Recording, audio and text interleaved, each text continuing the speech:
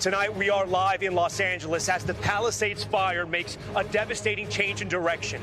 Entire communities forced to suddenly evacuate. One of the most destructive fires in LA history now bearing down on new neighborhoods. Firefighters in an all-out battle to stop it. Thousands of residents forced to evacuate, including celebrities like Dennis Quaid. We're fighting as hard as we can to save our city.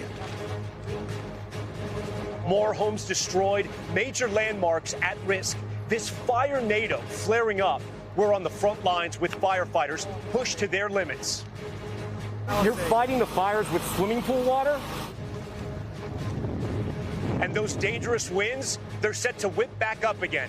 Plus, growing outrage. LA's fire chief blasting city leaders, saying they failed them by not providing enough resources. The mayor responding today. Our team across the fire zone covering every angle. Also breaking tonight, the snow and ice storm crippling the south. Cars crashing on icy roads, thousands of flights canceled or delayed. An NBA game postponed. When will it all thaw out? New tonight, Special Prosecutor Jack Smith, who had charged President Trump, resigning today. And back here in LA, the street food vendors doing so much more than just feeding this devastated community. How they've started a movement to help. This is NBC Nightly News with Jose Diaz-Balart.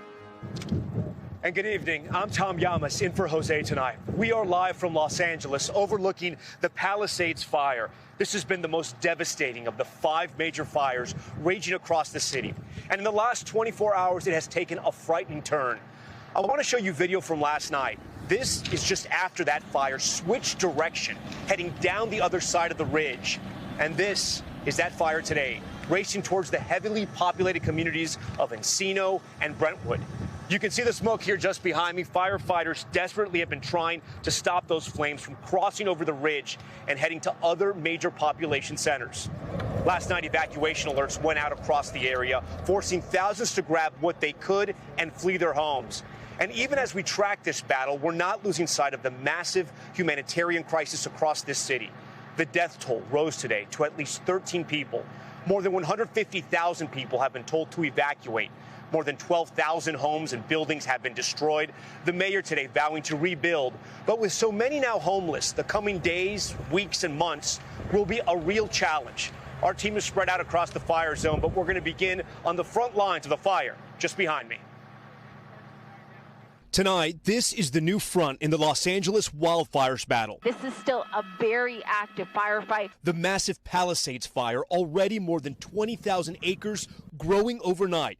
Evacuations ordered for Encino and Brentwood, with homes in those iconic neighborhoods threatened by flames. News choppers capturing the growing line of fire. Definitely some scary stuff. The ATF now tasked with leading the investigation into what caused this fire, even as the battle to contain it rages on. This is areas that have not burned in approximately 50 years. So we were seeing fire that was moving through there quickly. We were on the ground with firefighters today as teams lined up, then fanned out across the massive fire zone. We're here at the front lines of the Brentwood fire. You can see a flare up just behind me right there, the flames rising. And the fight is grueling for these firefighters. They have to go down the canyon, put out those flames. They've been at this for 5 days now. With water resources limited, fire crews are getting water wherever they can, including swimming pools. You're fighting the fires with swimming pool water? We've had to do that on multiple locations throughout the Palisades fire. Overnight, the dangerous Santa Ana winds picked up once again after a short lull. The conditions creating this swirling fire-nado. Fire crews using chainsaws to cut and remove vegetation before it can catch fire. As dawn broke this morning, airdrops continued over this canyon in an attempt to contain the flames. These guys are heroes. I mean, they've always been heroes, but just the operation is unbelievable. But law enforcement sources say those airdrops have been threatened today as multiple drones have been spotted in their flight areas, a serious risk to the crews flying them. These aircrafts have played a critical role in getting the fires under control, dropping water and retardant to slow the progress of the flames. But a drone is already blamed for damaging this Canadian super scooper. It's been grounded for days, and officials say it may not be able to fly again until Monday at the earliest. This as the world-renowned Getty Art Museum threatened by fire, and students at UCLA have been warned to get ready to get out, as all classes now will be remote all of next week. And today, a close-up look at the devastation in Altadena. House after house leveled. More than 150,000 people are under evacuation orders. Actor Dennis Quaid among them. I can't say enough about the firefighters and the first responders in this town. We got some good ones. There's good people here, and we're fighting as hard as we can to save our city. More than 1,500 National Guard troops have now been called up, some of them to patrol evacuation zones. And Los Angeles County officials say so far, more than 20 people have been arrested for burglary and looting. Just emptied the truck here with everything I was able to throw in. And so many now in limbo. Blake Mallon, a married father of two, lost his home. Tried to grab things that I thought would be hard to replace, so just a lot of kind of kids, baby things for Grayson and Sadie, a lot of photo books, kind of memorable moments. He stayed to the very end as he helped firefighters who ran out of water to save his house. I stayed really, I guess, for two reasons. One, to protect my house, and two, in the back of my mind, if I was going to lose absolutely everything, for me, I wanted to know that I did absolutely everything I could if I was going to lose it. I just don't want that to flash. Yeah. So it's all in the attic now? Yes, sir. He watched his block burn down, then finally his home as the attic caught fire. And for Blake, it is a total loss. In September, he says his insurance company pulled his fire coverage. If you could talk to the insurance companies, what would you tell them? With this message and my story and everybody else's story is do what's right for the people and the families that have paid into your businesses for years. So many families in a similar situation. This, as we look just over our shoulder here, helicopters from the firefighting department making drops on flames that are just behind us. That anger you heard there from the family towards local leaders in LA is growing. Tonight, the fire chief blasting city leaders for not providing enough resources. The mayor is speaking out now. Ellison Barber has that part of the story. Tonight, Los Angeles Mayor Karen Bass under growing pressure. There is nothing that I will not do for the city where I was born and raised. Overnight, her office responding to rumors that the city's fire chief had been fired, posting on social media, the fire chief was not dismissed and is in full command of the LAFD. Did we have enough resources? I will tell you no. That chief, Kristen Crowley, speaking out to NBC's Los Angeles station, KNBC, Friday. This department was asked to take a $17 million budget cut. That is correct. She also told LA's Fox station that despite the city's growth, the number of fire stations has gone down. Crowley placing the blame for the current crisis squarely on the city. Did they fail you? Yes. Chief Crowley and Mayor Bass side by side at a press conference today. The fire chief and I are focused on fighting these fires and saving lives, and any differences that we might have will be worked out in private. Also to be worked out, the failure of fire hydrants in the region. Just 2 blocks down, there's a fire hydrant that's working just fine. The 1 2 blocks above us is not. Governor, I live here, Governor. California Governor Gavin Newsom confronted on the issue earlier this week. Is it going to be different next time? It has to be. Newsom now calling for an investigation into the lack of pressure in the hydrants. Frustration today mounting as people waited hours trying to gain access to their neighborhoods to see what, if anything, of their homes remains. All our friends have lost everything, and nobody knows what's going to happen. We're just walking around numb. And Ellison joins us live tonight. Ellison, I know tonight you're among the people still trying to get to their homes. What are people being told about access? I mean, Tom, it's just cars as far as you can see by eye. People tell us that they have been told it would be 3 cars going in at a time, escorted by police, and that the priority would be people needing to get medicine. But these people over here, they tell us they are all waiting to go get medicine, and they say they cannot get answers on when they can go up, if they're going to be able to go up. And some of them, Tom, they say they have been waiting 9 hours. Tom? Yeah, and they unfortunately are going to have to wait a lot longer. All right, Ellison Barber for us. You've seen the images from above. Entire neighborhoods totally wiped out. Thousands of people are now homeless, facing not only the challenge of rebuilding, but how to get through the next few days and weeks. Morgan Chesky has this story. Thank you. Anybody need water or Gatorade? Tonight, a massive relief effort racing to keep up with the flames, with tens of thousands pushed from their homes by fire, with many starting from scratch. Literally the basics: underwear, a pair of running shoes, socks. The Red Cross opening shelters citywide. This one near the Palisades fire, completely full. As a lifelong Californian, we know wildfires. This isn't uncommon, but to see devastation at this scale, it's just heartbreaking. Inside, families, some multiple generations, facing the reality of what these fires took away. For Khadija Lucarelli and her 3 children, it's a shelter turned home. I never thought of this. It seems like I'm in a movie. Their home in the Pacific Palisades lost when the flames exploded late Tuesday. A single mom now wondering when 6-year-old Onyx and 5-year-old Fifi will be able to go back to dance class. Walk me through what happened. Yeah, we were actually in rehearsal, and I got the call that we should be evacuating. We did lose our RV, which was our home. In Altadena, thousands more families homeless. For Renata Ortega, her house and backyard floral studio never stood a chance. We worked so hard to get here, and now to see it this way. I never thought I would live through something like this.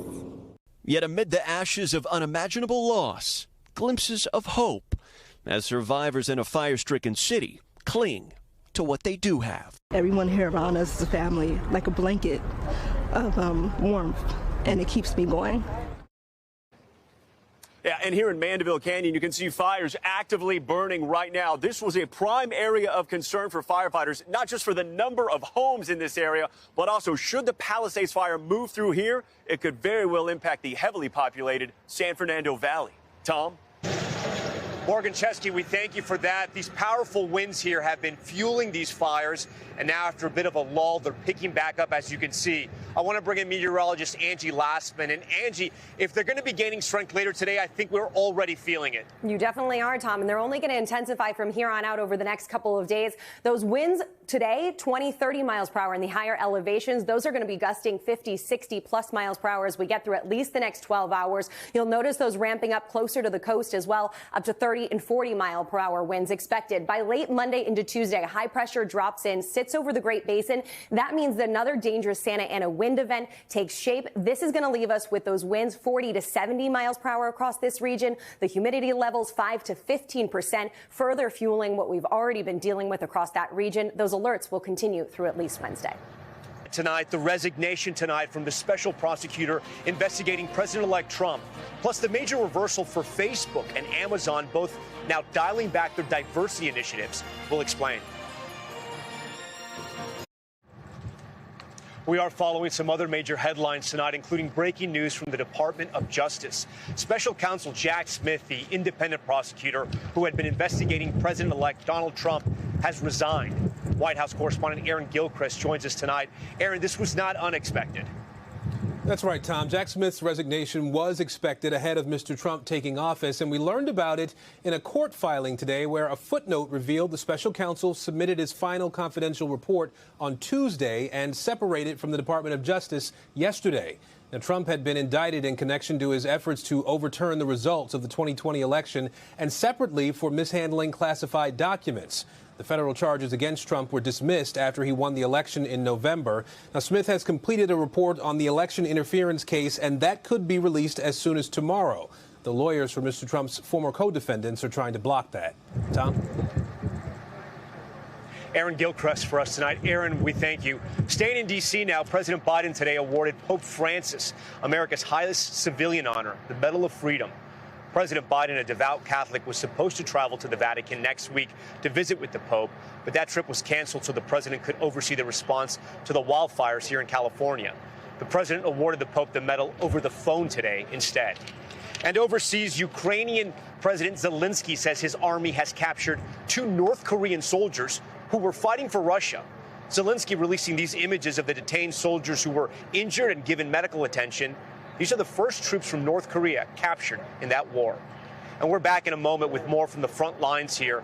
Plus the change coming to two of the biggest companies in the world, Meta and Amazon, rolling back diversity initiatives. Will other companies do the same? Stay with us. And we are back with a significant reversal from two of the biggest companies in the world. Instagram and Facebook's parent company, Meta, and Amazon now both rolling back some of their diversity and inclusion initiatives. New questions tonight about whether other companies will follow. Emily Aketa has more. Tonight, a major change-up in the corporate world as tech behemoths Amazon and Meta are dialing back their diversity, equity, and inclusion programs. Anti-DEI activist Robbie Starbuck recently telling CNBC, they're causing division employee on employee, and you're losing money. Amazon saying in a recent memo, we've been winding down outdated programs and materials. And Meta told employees Friday, given the shifting legal and policy landscape, the company is changing DEI programs focused on hiring, training, and picking suppliers. CEO Mark Zuckerberg on Joe Rogan's podcast Friday. It's one thing to say we want to be kind of like welcoming and make a good environment for everyone. And I think it's another to basically say that masculinity is bad. And I just think we kind of swung culturally to that part of the kind of the spectrum where, you know, it's all like, okay, masculinity is toxic. We have to like get rid of it completely. It's like his comments come as tech giants appear to be trying to make inroads with the incoming president, a vocal critic of DEI policies. And following similar moves from companies like Ford, Walmart, and McDonald's. Still, some companies are bucking the trend. Costco's board urging shareholders to vote against a proposal to reevaluate its DEI policies that they say enhance our capacity to attract and retain employees and satisfaction among its diverse customer base, as the workplace sees a new wave of scrutiny. Emily Ikeda, NBC News. And we'll have much more from right here in Los Angeles with the street food vendors who started a movement to feed evacuees that has grown into something so much bigger.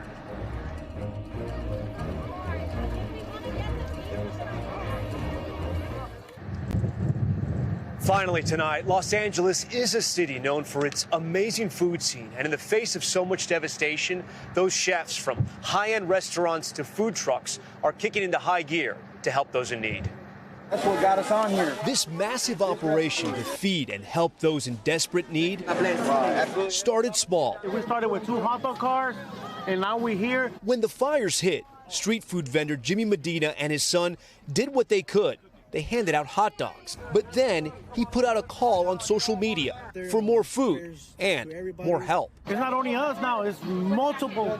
A lot of people are helping us out. That call out led to this turnout on Thursday night, with people dropping all kinds of donations for anyone in need. And this was the turnout today. His and other street vendors' operations taking over the Santa Anita racetrack parking lot. Street food chefs from all across Los Angeles joining in. We've been working for more than 12, 15 hours a day. We just came to try to do the right thing. We didn't expect to inspire so many other people. Comfort food, giving people who lost so much the fuel to simply keep going. This means the world to us. We care about this community, you know? It's the most important thing, coming together and helping everybody. Across the disaster zones, restaurants feeding and cheering first responders as well. Chef Jose Andres making sure firefighters here don't go hungry. We are obviously in the different fires trying to provide food to the firefighters, making sure we have food almost 24 hours a day. So we have 2 food trucks. Simple dishes with so much heart. A recipe for helping this community heal. You make this banana bread? And if you want to help, we have a list of organizations you can donate to that's on NBCnews.com, or you can scan the QR code that's on your screen right now. And be sure to tune in to Meet the Press tomorrow morning for an exclusive interview with California Governor Gavin Newsom. That's NBC Nightly News for this Saturday. I'm Tom Llamas, reporting live from Los Angeles in the fire zone. We thank you for joining us. Stay safe. Good night. Thanks for watching. Stay updated about breaking news and top stories on the NBC News app or follow us on social media.